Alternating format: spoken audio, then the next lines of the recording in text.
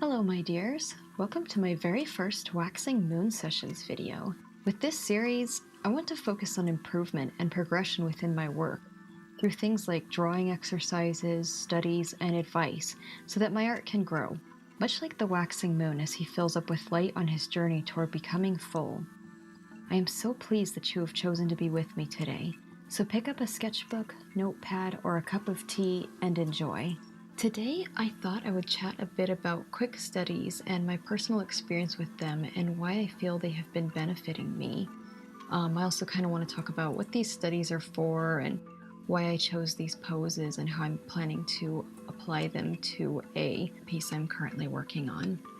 So to start off, the reason I am doing these studies, the reason most of us probably study, is of course to learn and get better. About 2 years ago, I started to become extremely frustrated with my work. I felt that it was getting really stiff, and I was starting to rely very heavily on photo reference.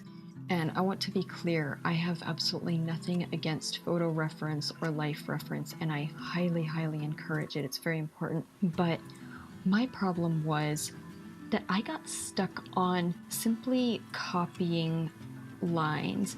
And what I mean by that is I would search for hours sometimes for the perfect photo reference. You know, it had to be just the right pose of, let's just say, cat, to match whatever I had in my head. Sometimes I wouldn't even have anything in my head, and I would just leave it to the photos to kind of inspire me. And then I'd spend all this time hunting down references that I could kind of Frankenstein together to make one final pose that I would then draw out. The trouble with doing that was I was so used to just staring at these references and copying the lines I could see or thought I could see in the case of really furry animals where everything gets a little confusing under the fur. And by just simply copying what I could see, I wasn't really learning how anything worked.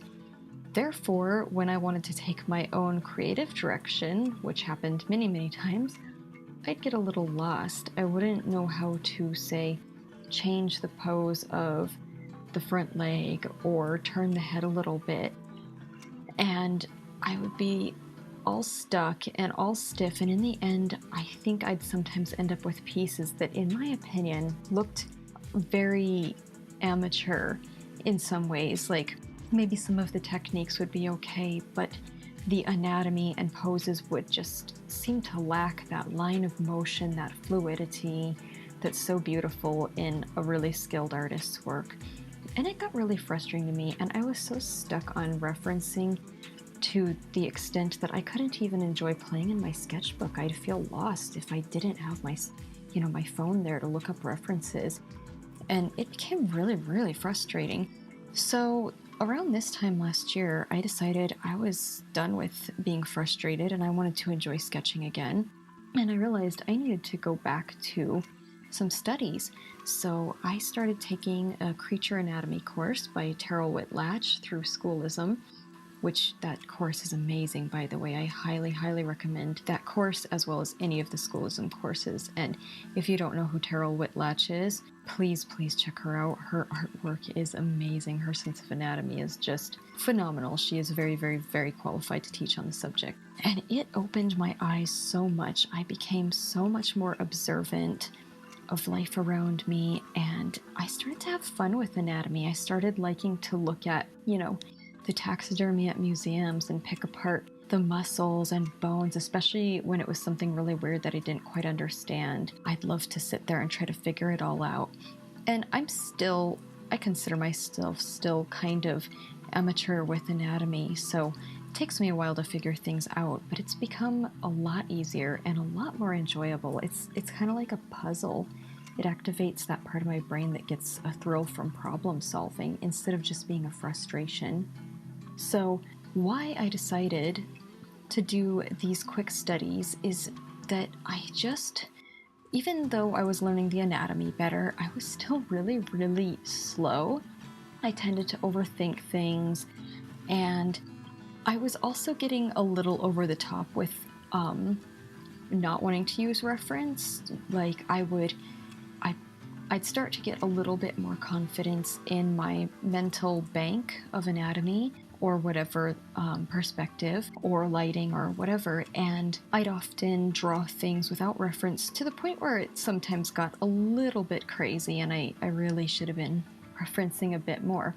So then I had to backtrack a bit and start finding that balance. And how I'm doing that is through studies. And this is something I want to start doing a lot more of. Currently, I feel like I only do studies like this maybe once or twice a week, which is not okay. I should be doing them every day. I just have a hard time making time for it. There's always so many little things, but I'd at least like to try a challenge of maybe doing a set of studies a day for a month, just to see what it'd be like, see what my improvement would be like. So maybe you guys can kind of push me on that sometime. It'd be fun. I'd get a lot of videos out of it.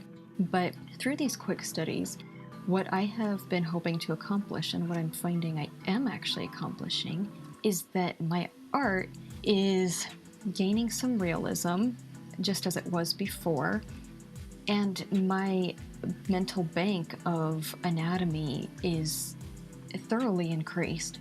And how I'm finding the best way to get that to happen is by doing some pages of studies, often based on whatever animals I'm planning to use in an upcoming piece. Like, for instance, in this case, I am drawing a creature for somebody's album cover, and while he isn't a cat, he has very feline influence on parts of his body.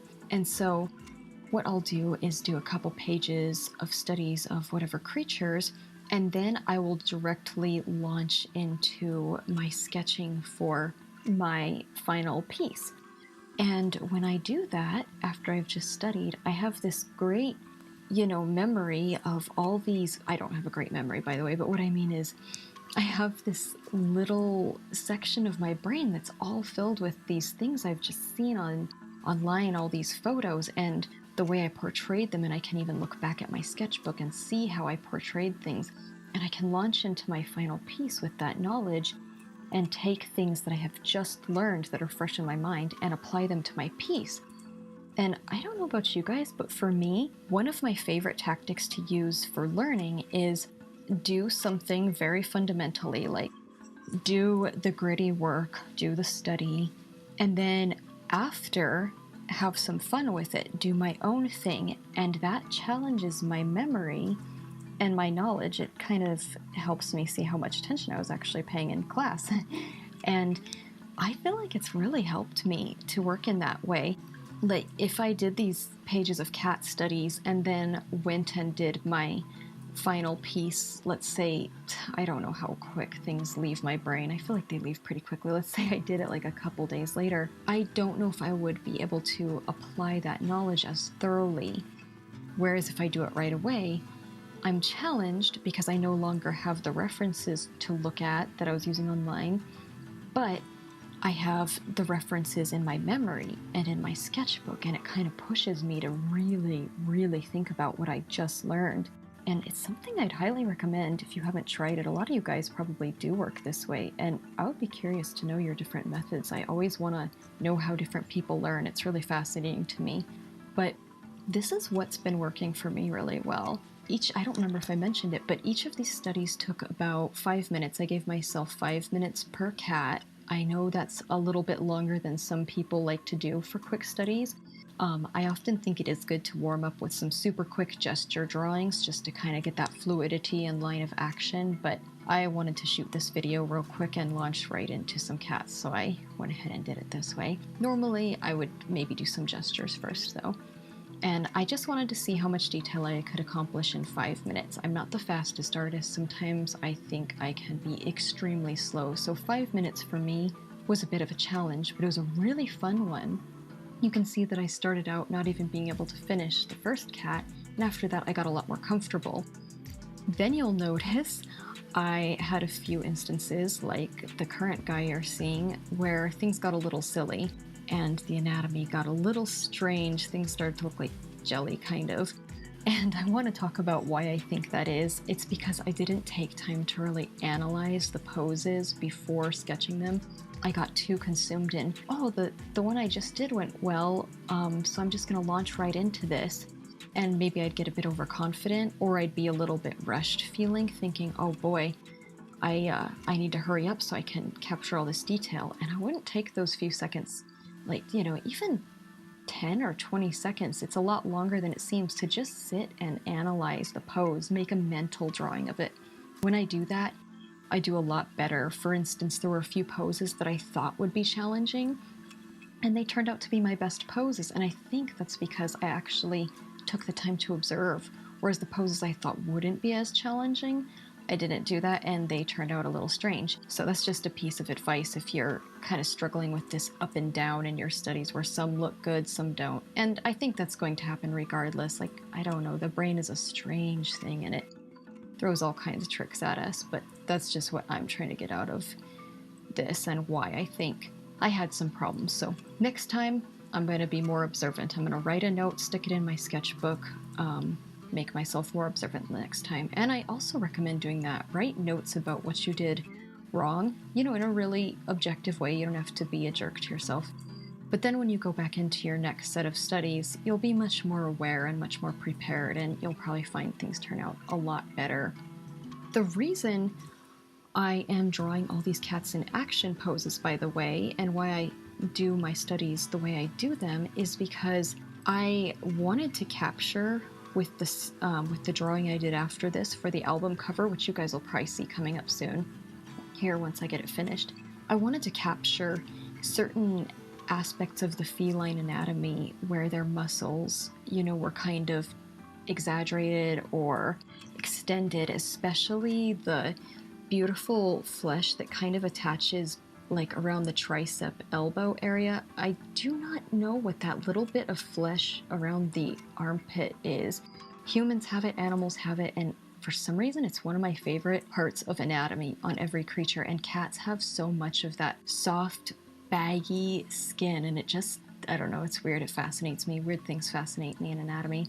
So I wanted to capture that, and I wanted to capture the power of the arm, and then the gorgeous contortion of the scapula, which come up above the spine on cats. It's so interesting to me. So I chose a lot of poses that featured those kinds of things I was looking for so that I would have that internal knowledge before launching into my final drawing. And it made such a big difference. It always does when I do this. So a little piece of advice you could try is, if you're going to be doing a pose or a creature or something that you think might be a little challenging, or even if you don't think it will be, do a bunch of studies that are kind of have things in common with what you're going to be drawing. And try doing some studies that have nothing in common with what you're going to be drawing, like some poses of animals that don't fit, because you never know how those might inspire your final piece and make it a little bit more broad and interesting. So yeah, that's kind of just my little talk on why I think doing studies is benefiting me, and I want to do a lot more of them. So you guys are going to have to keep on me for that so that I can post more of these videos if you like them, or at least show you my progress. I think showing the raw progress is something that a lot of artists are afraid to do, including myself, and so I want to overcome that fear and kind of show that everybody has their struggles, everybody's, got to learn, and invite you on this journey with me to learn a little bit. Maybe some of you will show me your progress if you're trying to learn something. I would really enjoy that. Thank you so much for joining me. It really means a lot. Take good care of yourself and have a lovely day or night wherever you are. Bye!